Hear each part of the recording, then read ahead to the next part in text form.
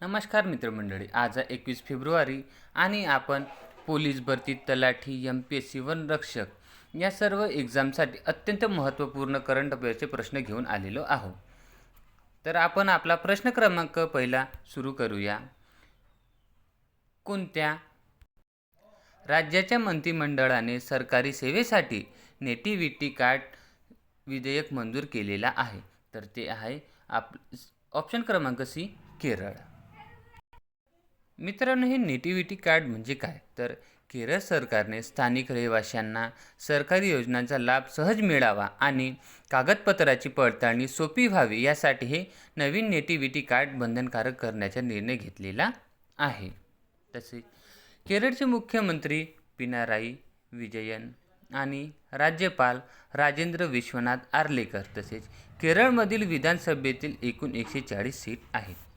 केरळमधील अभयारण्य बघितले तर पेरियार वन्यजीव अभयारण्य तसेच डॉक्टर सलीम अली पक्षी अभयारण्य हे महत्त्वाचे आहेत आणि हे एक्झाममध्ये विचारल्या जातात.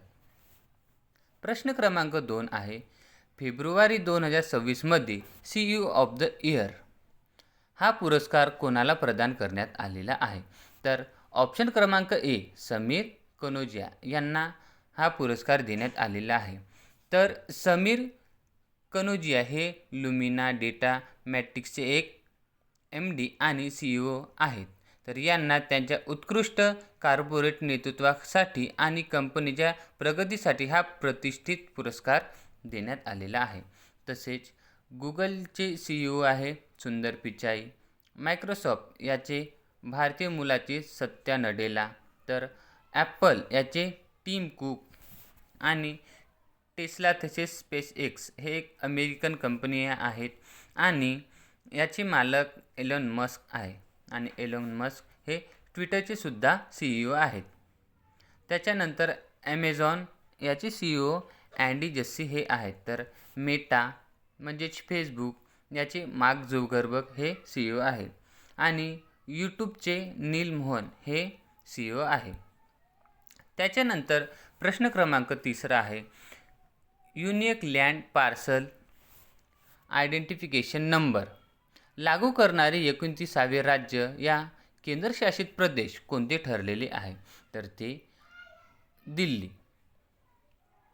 तर आता आपल्याला इथे unique land parcel identification number दिसला आहे. हा काय आहे? तर जसा आपला आधार कार्ड नंबर असतो तसाच आता जमिनीला एक 14 अंकी युनिक नंबर दिला जातो. दिल्लीमध्ये जमिनीच्या व्यवहारात होणाऱ्या फसवणूक थांबवण्यासाठी हे भू आधार लागू करण्यात आलेले आहे. दिल्लीच्या नव्या मुख्यमंत्री आहे रेखा गुप्ता आणि त्या भारतीय जनता या पक्षाच्या आहेत. राज्यपाल विनय कुमार सक्सेना हे आहेत. तर दिल्लीमध्ये एकूण विधानसभा सीट 70 आहे. आणि दिल्लीचे महत्त्वपूर्ण अभयारण्य बघितले तर आसोल भट्टी वन्यजीव अभयारण्य, ओखला पक्षी अभयारण्य हे आहे. तर दिल्ली हे हरियाणा आणि उत्तर प्रदेश या राज्याच्या साईडला आहे. त्याच्यानंतर प्रश्न क्रमांक 4 आहे, कोणत्या देशाने भारतासोबत क्वांटम कम्प्युटिंग क्षेत्रात सहकार्य करण्यासाठी करार केलेला आहे? तर ऑप्शन क्रमांक बी, फिनलँड हे आहे. आता क्वांटम कम्प्युटिंग म्हणजेच जसा भविष्यातील तंत्रज्ञान जसे की सुपरफास्ट कम्प्युटिंग आणि सायबर सिक्युरिटीसाठी भारत आणि फिनलँड एकत्र काम करणार आहेत. या अंतर्गत दोन्ही देशांमधील शास्त्रज्ञ संयुक्त संशोधन करतील. फिनलँड बघितलं तर त्याच्या साईडला हे जे आपल्याला निळ्या कलरचे दिसत आहे हे आहे बाल्टिक सी आणि इकडे बघितलं तर स्वीडन हा देश आहे आणि फिनलँडच्या उजव्या साईडला रशिया हा येतो. भारत आणि फिनलँड हे प्रामुख्याने 6G तंत्रज्ञान, सायबर सुरक्षा आणि पर्यावरण या क्षेत्रात एकमेकांना सहकार्य करतील. तसेच लष्करी सरावापेक्षा या क्षेत्रावर त्यांचा जास्त भर आहे. प्रश्न क्रमांक 5 आहे, बिहार राज्य अधिकृतपणे नक्षलमुक्त घोषित करण्यात आले आहे. यात कोणत्या जिल्ह्यातील शेवटच्या माओवाद्यांनी शरणागती पत्करलेली आहे? तर ऑप्शन क्रमांक सी मुंगेर हे आहे.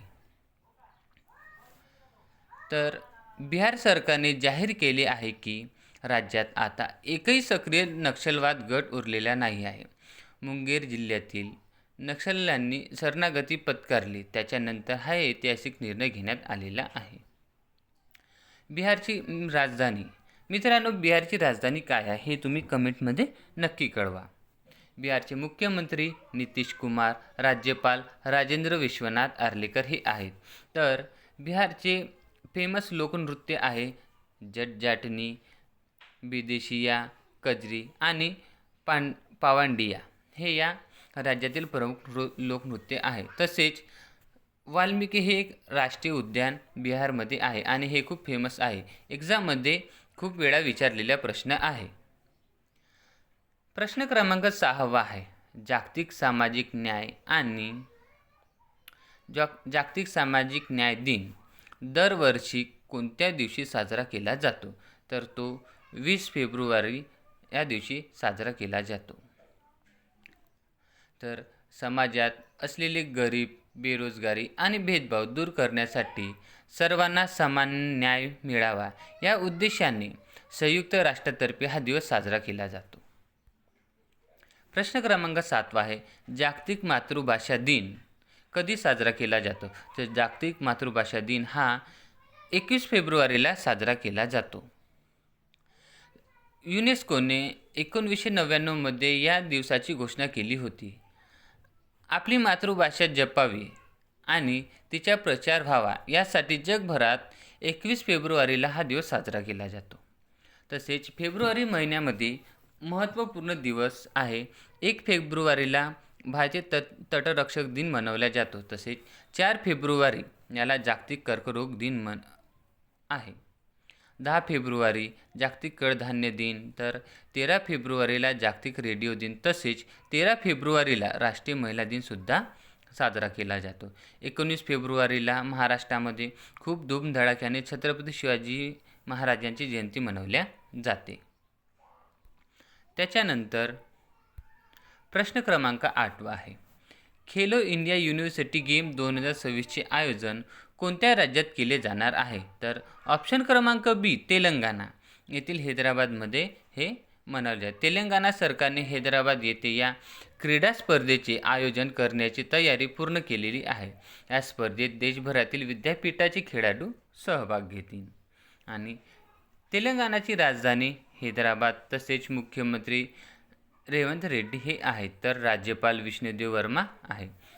तेलंगणाची स्थापना 2 जून 2014 मध्ये झाली आणि हे 29वे राज्य म्हणून स्थापित झाले होते, पण सध्या ते भारताचे 28वे राज्य आहे. तेलंगणामधील महत्त्वपूर्ण अभयारण्य आहेत कासू ब्रह्मानंद रेड्डी राष्ट्रीय उद्यान, तसेच महावीर हरिना वन्यस्थलीय राष्ट्रीय उद्यान, मृगावनी राष्ट्रीय उद्यान हे आहे. तर तेलंगणाच्या साईडला महाराष्ट्र, छत्तीसगड, कर्नाटक, आंध्र प्रदेश हे 4 राज्य लागलेले आहे. नुकतेच कोणाला BCCI Indian sport women of the year 2025 हा पुरस्काराने सन्मानित केलेले आहे? तर ते आहे ऑप्शन क्रमांक सी स्मृती मंधाना. भारतीय क्रिकेटर स्टार स्मृती मंधानाला भारताच्या ऐतिहासिक महिला विश्वकप विजयातील तिच्या उत्कृष्ट योगदानाची दखल घेत BCCIने Indian sport women of the year 2025 म्हणून स्मृती मंधानाची निवड केलेली आहे. त्याच्यानंतर प्रश्न क्रमांक 10 आहे. जोहान्स क्लाबो कोणत्या देशाशी संबंधित आहे जो शीतकालीन ऑलिम्पिक म्हणजेच विंटर ऑलिम्पिक याच्यामध्ये इतिहासात सर्वाधिक पदक जिंकणारा खेळाडू ठरलेला आहे?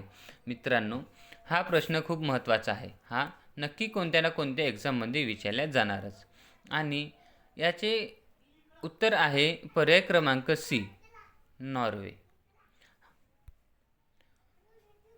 जोहान्स होल्सफ्लोट क्लाबो हा नॉर्वे या देशाशी संबंधित आहे, तर तो विश्वप्रसिद्ध क्रॉस कंट्री स्कीयर हा खेळ खेळतो. त्याने 15 फेब्रुवारी 2026 रोजी मिलान कॉर्टिनो या शीतकालीन ऑलिम्पिक्समध्ये पुरुषांच्या 4 वेळा 7.5 किमी रिले स्पर्धेत सुवर्णपदक जिंकलेली आहे. हे त्यांचे 9वे सुवर्णपदक असून शीतकालीन ऑलिम्पिक इतिहासातील हे सर्वाधिक सुवर्णपदक जिंकणारे ठरलेले आहे. तसेच नॉर्वेची राजधानी ओस्लो, तर मुद्रा नॉर्वे स्क्रोन हे आहे. तर मित्रांनो, आता आपले आजचे महत्त्वपूर्ण प्रश्न संपलेले आहे. तसेच स्टडी विथ संकेतला तुम्ही लाईक आणि सबस्क्राईब नक्की करा. आपण आता पुन्हा भेटूया उद्या.